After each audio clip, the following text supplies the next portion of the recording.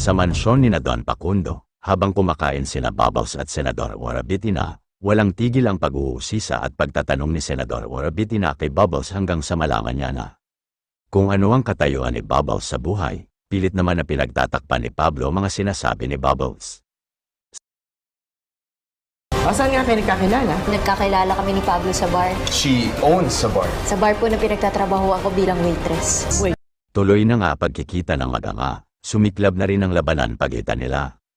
Tanging puot at galit ang namamayani sa puso ni Tanggol, kaya wala siyang pakialam kung sino ang binabangga niya at kung ano ang kahihinatnan. Ang tanging gusto niya lang mapatay at maipaghiganti niya si Makang.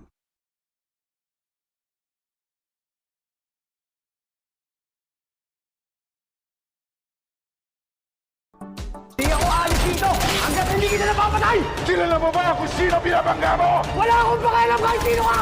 Papatayin kita!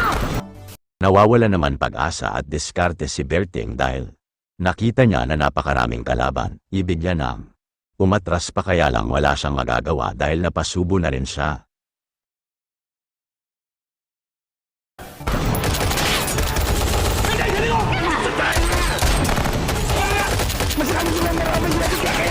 Nagkaharap nga si at Lucio, hindi inaasahan matamaan si Primo kaya gulat. Nagulat si Amanda sa nangyaring yon, lalo na nang malaman niya na si Lucio ang gumawa nito.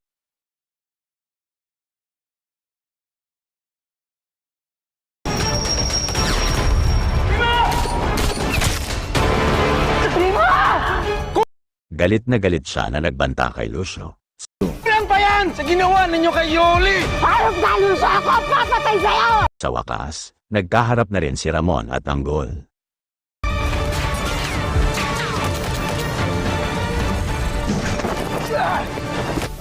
Galit at puot ang nararamdaman ni Tanggol. Lalaking tumangay, kimunik. Sobrang gulat naman si Ramon dahil kamukhang kamukha niya si Tanggol. Nakaharap ko siya para ako nakatingin sa salamin. Patuloy pa rin ang mainit na kakakabang mga eksena ng mag-ama, kagisna ng lakas at galing sa pakikipaglaban, matira ang matibay. Hanggang sa magpatihulog silang dalawa. Laking gulat ni Ramon nang mapagmasda niyang mabuti ang mukha kanyang katunggali, kamukhang kamukha niya nung kabataan niya, kaya imbis na paputukan niya agad si Tanggol, tinanong muna niya at hinahanap niya si Monaikyo kay Tanggol, pero tanging puot at galit ang isinagot ni Tanggol kanya. Saan sake, huwag ka na magpanggap, demonyo ka. Nagtanong na muli si Ramon ng paulit-ulit pero hindi sumagot si Tanggol. Tahimik nakikiramdam, bagkos handa nitong kunin ang baril na nasa kanyang harapan. Ano kaya ang kahihinatnan pagkikita at paglalaban ng mag-ama?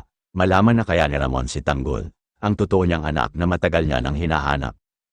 Kaya comment and like down below na yang, kaya abangan na iba pang magaganap sa FPJ's Letter Batang Quiapo. Abangan ang susunod na episode. Maraming salamat po sa panunod. God bless all.